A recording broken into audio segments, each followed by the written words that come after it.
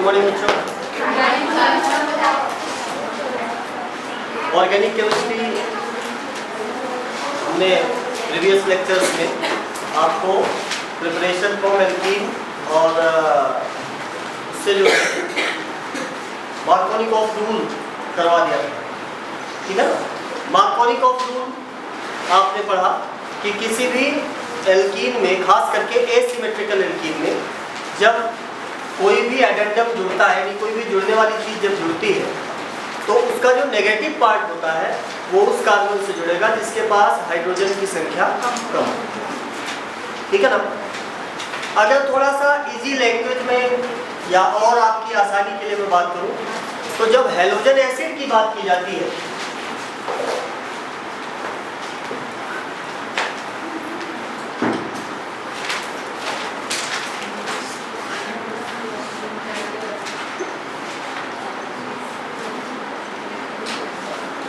इसके केस में आप ऐसे आप रख सकते हैं कि यहां से पाई बॉन्ड टूटेगा, ठीक है।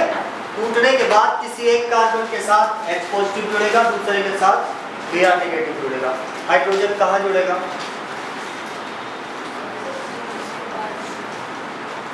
इस कार्बन से या इस कार्बन से? हाइड्रोजन की बात कर रहा हूँ।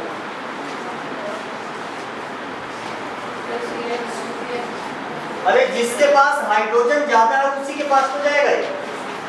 अच्छा चलो एक छोटी सी बात बता रहे, छोटा सा ऐसे समझो कि मान लीजिए आप कहीं गए और आपके पास आपको 10 मिनट टाइम पास करना है। एक जगह 5-6 लड़कियां बैठी हैं या आदमी बैठे हैं और एक जगह 5-6 कुत्ते बैठे हैं, आप कहाँ जाओगे? टाइम पास कहाँ करोगे? अरे तो बेवकूफ को यही तो करना है, हाइड्रोजन वही जाएगा ना जहाँ हाइड्रोजन ज्यादा होगा। जहाँ पे हाइड्रोजन ज्यादा होगा वही तो हाइड्रोजन जाएगा। समझ में आया कि नहीं?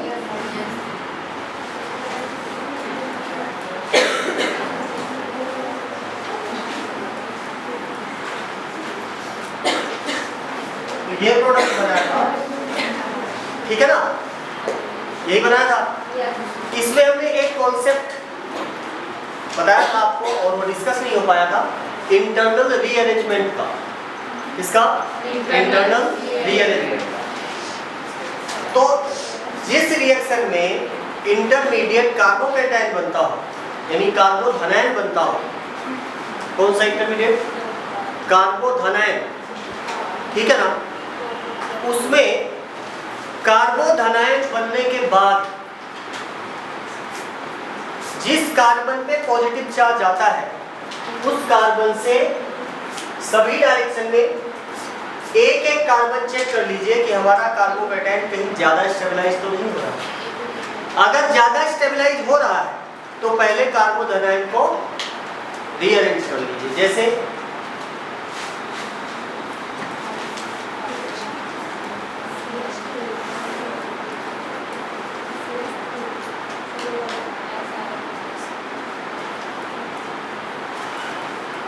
ये हमने आपको कहा था, ये करके आ रहे हैं।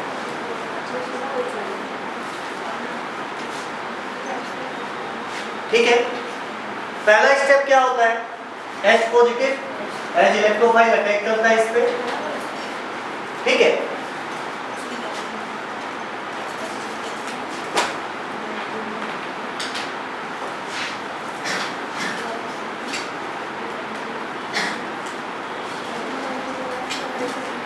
इस पे आ जाता है पॉजिटिव चार्ज, लेकिन जैसे ही पॉजिटिव चार्ज आता है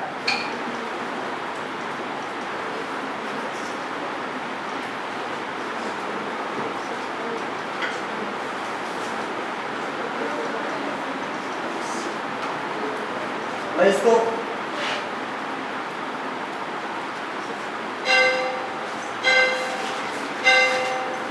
पॉजिटिव चार्ज आता है तो पॉजिटिव चार्ज से यहां भी ये जो कार्बन है ये कैसा है? सेकेंडरी है। इससे इस साइड में जब आप देखेंगे तो एक ऐसा कार्बन की प्रेजेंट है जो टर्सरी है। अब सेकेंडरी टर्सरी को समझ आता हूं तो इसमें क्या होता है? इस प्रोसेस को कहते हैं हाइड्राइड शिफ्ट। क्या कहते हैं? हाइड्राइड शिफ्ट, यानी यहां से एक हाइड्रोजन यहां चला जाएगा और पॉजिटिव चार्ज इस पे आ जाएगा।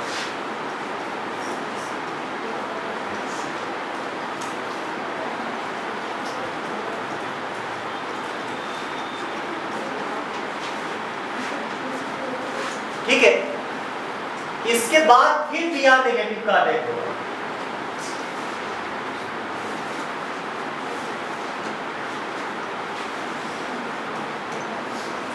और ये प्रोडक्ट बन जाएगा CH3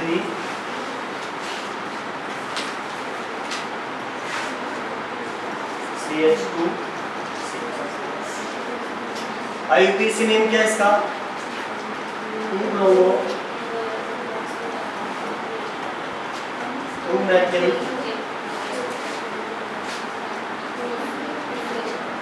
ब्यूटेन।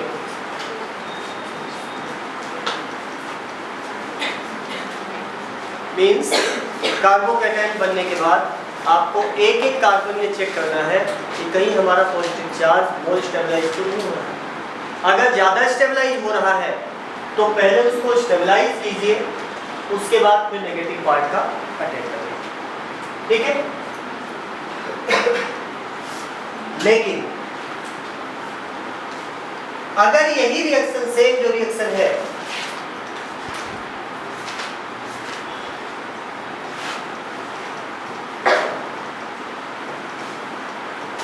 इसको अगर हम पेरोक्साइड, किसी भी पेरोक्साइड की उपस्थिति में करवाते हैं तो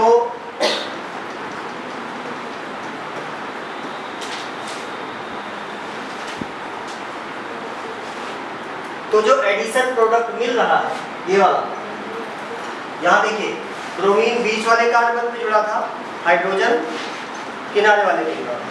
लेकिन अगर आप पेरोक्साइड की उपस्थिति में रिएक्शन करवाते हैं तो एडिशन अपोजिट हो जाएगा, इससे उल्टा हो जाएगा। इसीलिए इसको कहते हैं प्रति मार्कोनिकॉफ। क्या कहते हैं? प्रति मार्कोनिकॉफ, या इंग्लिश में कहें तो इसको कहेंगे anti Markovnikov. Anti Markovnikov product, या इसको हम पेरोक्साइड इफेक्ट के नाम से जानते हैं, खरास इफेक्ट के नाम से जानते हैं, तो कई नाम है इसके। लेकिन तुम खास करके इसको कैसे याद करेंगे? प्रति मार्कोनिकॉफ या एंटी मार्कोनिकॉफ, जिससे आपके दिमाग में रहेगा कि जो प्रोडक्ट बनेगा वो हमेशा कैसे बनेगा? मार्कोनिकॉफ का उल्टा बनेगा। मार्कोनिकॉफ का उल्टा। जैसे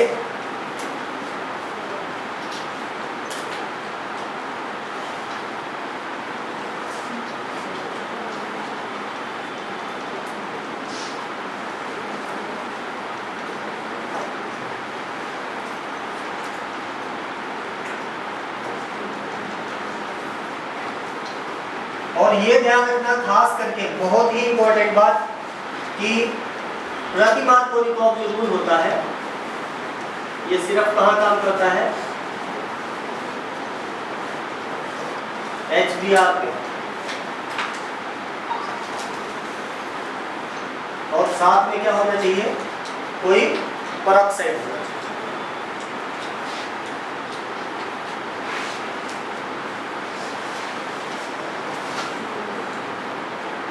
अच्छा, पेरोक्साइड क्या है?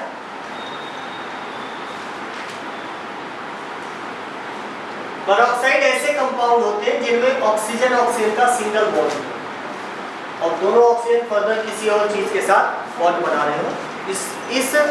इस तरीके की जो सिचुएशन होती है इसको हम क्या कहेंगे? पेरोक्साइड। ठीक है, आपने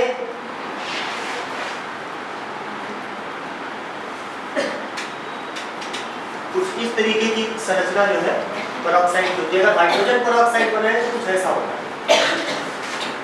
क्या ये हाइड्रोजन पेरोक्साइड? जरूरी नहीं हाइड्रोजन पेरोक्साइड, बेंजोइक पेरोक्साइड या कोई भी पेरोक्साइड अगर आप डाल देते हैं और रिएक्टेंट यानी जो हैलोजन एसिड है वो HBr होना चाहिए। ध्यान रखना, peroxide effect do not work with HCl, HI और एनी अदर अटैकिंग एजेंट। ये सिर्फ और सिर्फ किस पे काम करता है? HBr पे, ठीक है ना। और प्रेजेंस किसकी होनी चाहिए? पेरोक्साइड। तो अब जो ये प्रोडक्ट बना था ये उल्टा बन जाएगा। तो बताइए यहाँ कैसे क्या प्रोडक्ट बनेगा? CH3, अब हाइड्रोजन जुड़ेगा बीच वाले कार्बन पे और ये बन जाएगा CH2।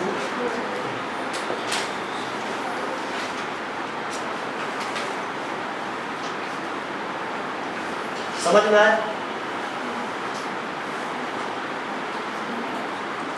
ये पेयर याद रहेगा,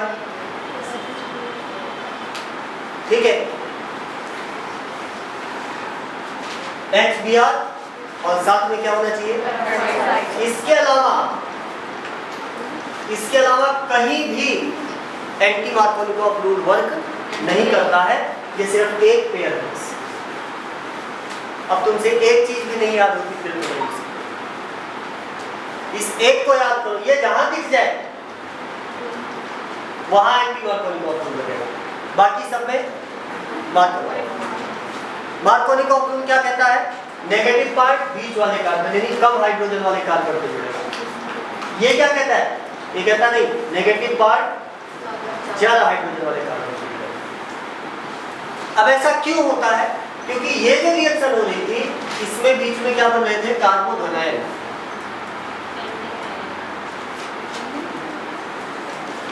कौन सी विधि से हो रही थी ये? कार्बोधनायन। इसमें ऐसा नहीं, ये होगा मुक्त मूलक विधि से। कैसे होगी? मुक्त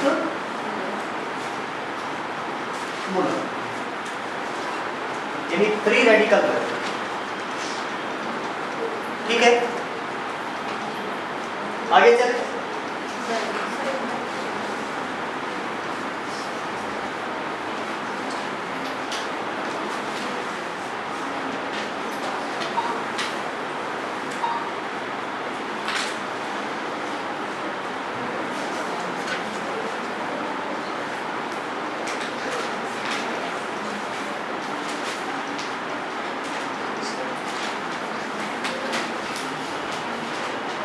अब ऐसा क्यों होता है? इसकी मैकेनिज्म देखिए, क्रिया भी देखिए।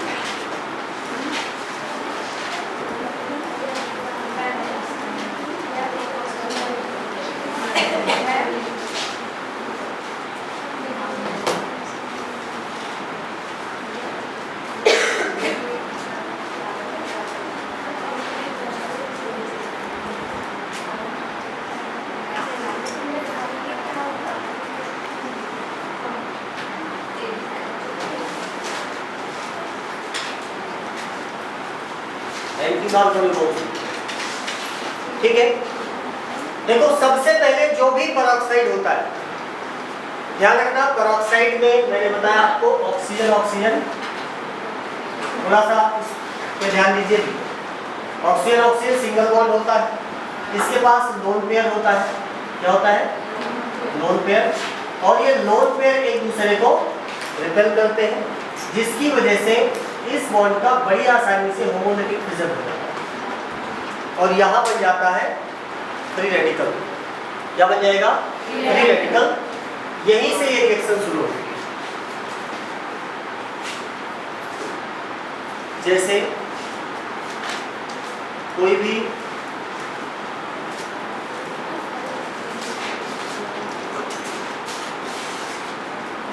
ये मान लीजिए कोई बेंजोइक पेरोक्साइड है, एल्काइल पेरोक्साइड है, ठीक है। तो इसका ये वाला जो बॉन्ड है जब ये टूटेगा तो क्या बनाएगा? एक ये रेडिकल बनाएगा और ये रेडिकल जो है फिर कार्बन डाइऑक्साइड निकाल करके बन जाएगा R रेडिकल। क्या बन जाएगा? R3 radical. ये दो बॉन्ड इसमें टूट जाएंगे, ठीक है। ये जो R रेडिकल है ये HBr पे अटैक करता है। इससे HBr, इसके पास एक इलेक्ट्रॉन है। अच्छा ये बताओ, फ्री रेडिकल ज्यादा रिएक्टिव क्यों होता है? बताया गया था। Why the radicals are reactive? क्योंकि इनके पास एक अनपेयर्ड इलेक्ट्रॉन है। इनके पास एक अनपेयर्ड इलेक्ट्रॉन होता है और ये अपने अनपेयर्ड इलेक्ट्रॉन्स को पेयर करना चाहते हैं, इसीलिए रिएक्टिव। अच्छा ये बताओ अनपेयर्ड इलेक्ट्रॉन को पेयर करना यानी अनपेयर्ड को पेयर करने के लिए कितने इलेक्ट्रॉन की जरूरत होगी? पेयर में कितनी चीजें होती हैं? अनपेयर में कितनी होगी? तो इसका मतलब एक इलेक्ट्रॉन तो इसके पास है, दूसरा इसको चाहिए, ठीक है। तो ये इस हाइड्रोजन को सिर्फ एक इलेक्ट्रॉन लेकर के अपने साथ जोड़ता है और बना लेता है कोई भी एल्केन और प्लस बन जाता है free radical of bromine, free radical of bromine.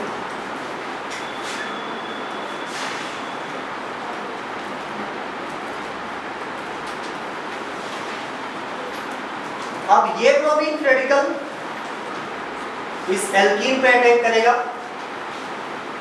ठीक है ना, पाई बॉन्ड को तोड़ेगा। फिर से देखिए इसको कितने इलेक्ट्रॉन चाहिए? एक ही चाहिए ना, तो इस बॉन्ड में से एक इलेक्ट्रॉन ही अपनी तरफ खींचेगा। अब देखिए यहाँ पे दो सिचुएशन है, अगर एक इलेक्ट्रॉन ले करके हो सकता है इस कार्बन के साथ जुड़ जाए या हो सकता है इस कार्बन के साथ जुड़ जाए, तो फिर अब कंडीशन क्या आ गई, अगर इस कार्बन के साथ जुड़ता है तो यहाँ रेडिकल बन जाएगा जो कि होगा सेकेंडरी। क्या होगा? सेकेंडरी। और अगर ब्रोमीन यहाँ जुड़ता है तो यहाँ रेडिकल बनेगा और ये कैसा होगा? प्राइमरी, क्योंकि ये एक ही कार्बन से जुड़ा है।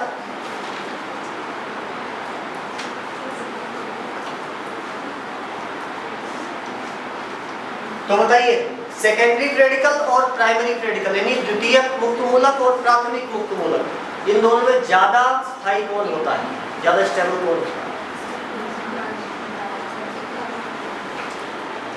है? तीसरी चौथी बार बात पूछी जा चुकी है,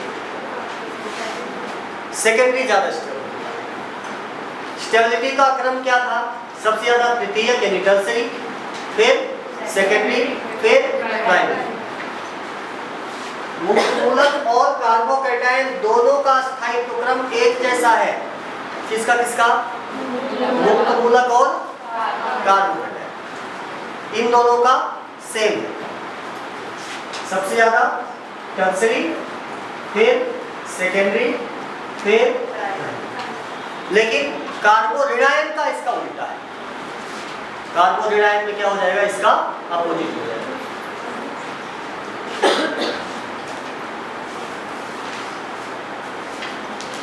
तो इसीलिए अब जो ब्रोमीन है वो जुड़ेगा यहाँ पे और इसको बना देगा क्या? फ्री रेडिकल, ठीक है। ये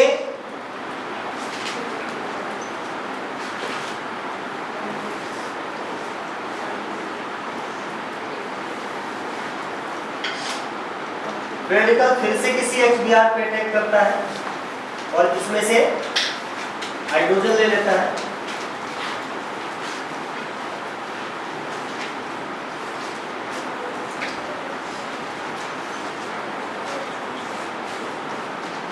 और साथ में फिर से क्या बन जाएगा?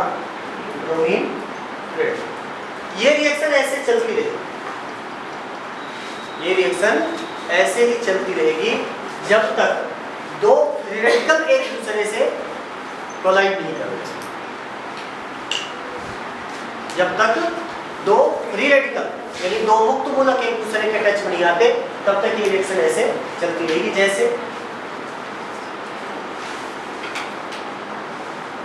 मान लीजिए इस बर्तन के अंदर नई रिएक्शन हो रही तो बहुत सारी रिएक्शन चल रही होगी ना। अब एक सीरीज का ये मुक्त मूलक हो गया,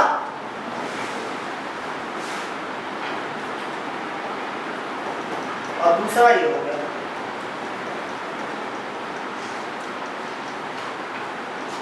इसको भी एक इलेक्ट्रॉन की जरूरत है, इसको भी एक इलेक्ट्रॉन की जरूरत, ठीक है ना। दोनों का अरेंजमेंट ठीक बैठेगा, ठीक है।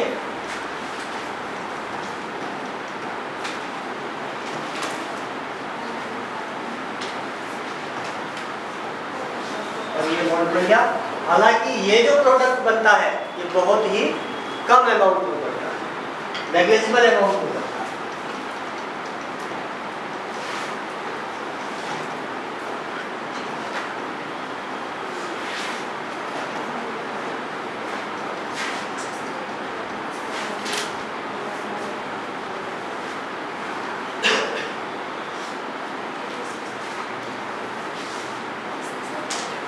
आगे चलिए। इसके बाद है preparation from alcohol. Preparation from alcohol, alkene से आपने एक बार फिर से मैं आपको रिकैप्चुलेट करवाता हूँ। एक पढ़ा था आपने डायरेक्ट हेलोजिनेशन, जिसमें हमने ये बताया था कि डबल बॉन्डेड सी, ठीक है ना, जिसके साथ क्लोरीन की रिएक्शन आप करवाएंगे तो क्या जुड़ जाएगा, एक क्लोरीन यहाँ जुड़ जाएगा, दूसरा क्लोरीन। दूसरा आपने पढ़ा HX के साथ यानी हेलोजन एसिड के साथ, उसमें दो पार्ट पढ़े, मार्कोनिकोव और एंटी मार्कोनिकोव और एंटी मार्कोनिकोव, ठीक है।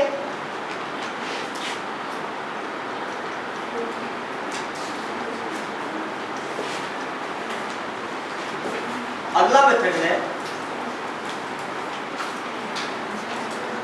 अल्कोहल से हेलो एल्केन का निर्माण। हेलो एल्केन का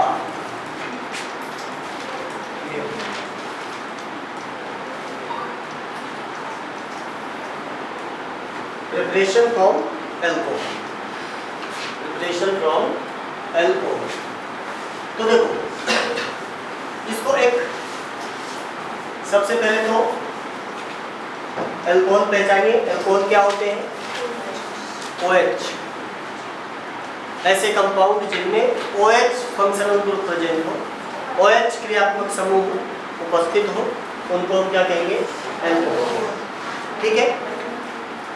इससे अगर आप हेलो एल्कीन बनाना चाहते हैं तो एक तो HX के साथ अभिक्रिया करवा सकते हैं,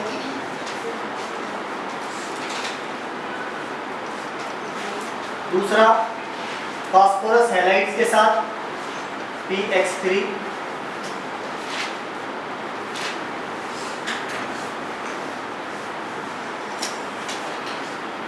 तीसरा PX5 और SOC। इतने तरीके से आप हेलोजन इसके अंदर इंसर्ट कर सकते हैं, OH हटा के, OH हटा, ठीक है। यहाँ बन जाएगा RCl यानी RX, इसमें भी RX प्लस H3PO3, इसमें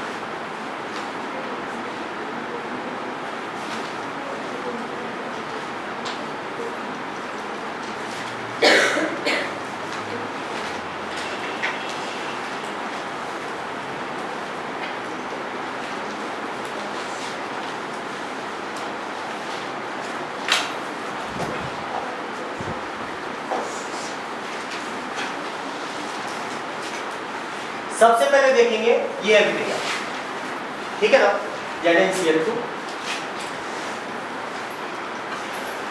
इसमें क्या होता है बेटा?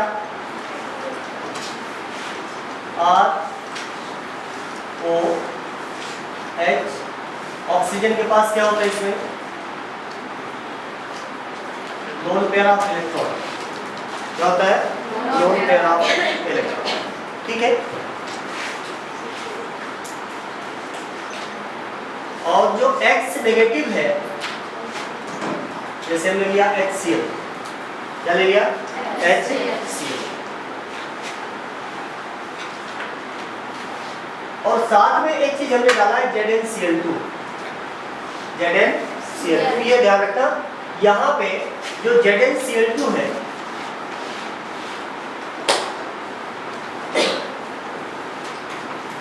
ये लैविस एसिड है। क्या है? Lavish acid. ये क्या करता है?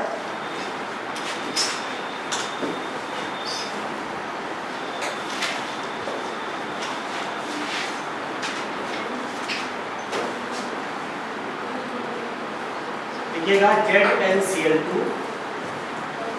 L2 break the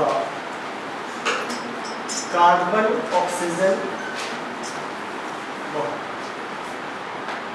ये कार्बन और ऑक्सीजन के बीच में जो बॉन्ड बना है इसको तोड़ने में मदद करता है। इसका इतना ही काम है।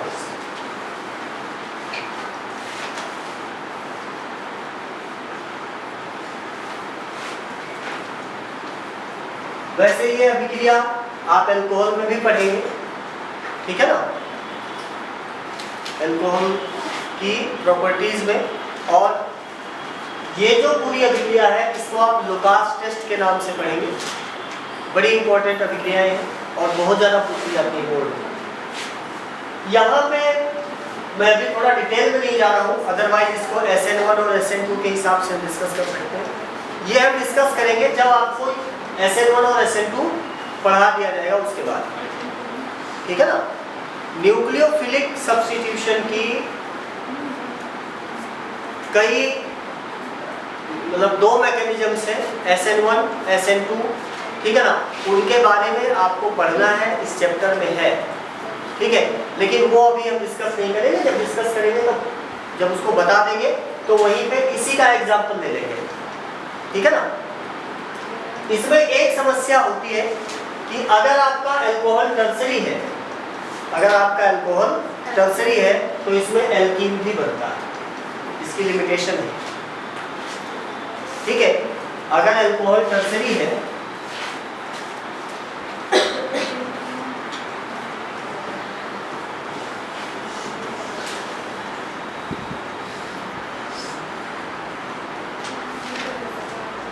इसमें कुछ थोड़ा बहुत क्या बन जाएगा? एल्कीन।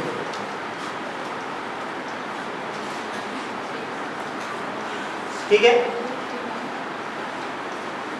दूसरी रिएक्शन है ROH के साथ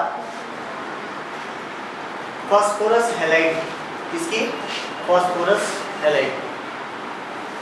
देखो, फास्फोरस एक ऐसा कंपाउंड, एक ऐसा एलिमेंट है जिसका ऑक्सीजन के साथ, जिसकी ऑक्सीजन के साथ बॉन्डिंग बहुत ज्यादा बनती है।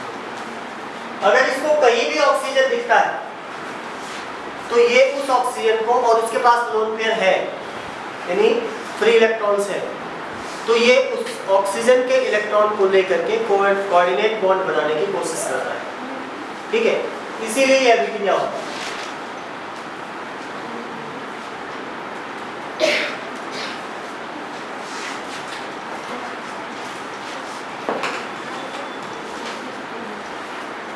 ROH प्लस P, जैसे PX3 की जगह मैंने ले लिया PCl3, PCl3, ठीक है। क्या बन जाएगा?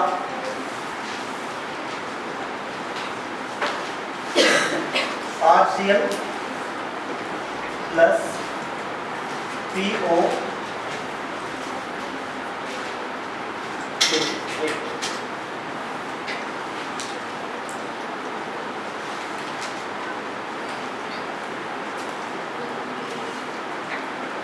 H3CO, ठीक है। मतलब क्या होगा कि तीनों जो हैलोजन ग्रुप है ये किसके साथ चले जाएंगे?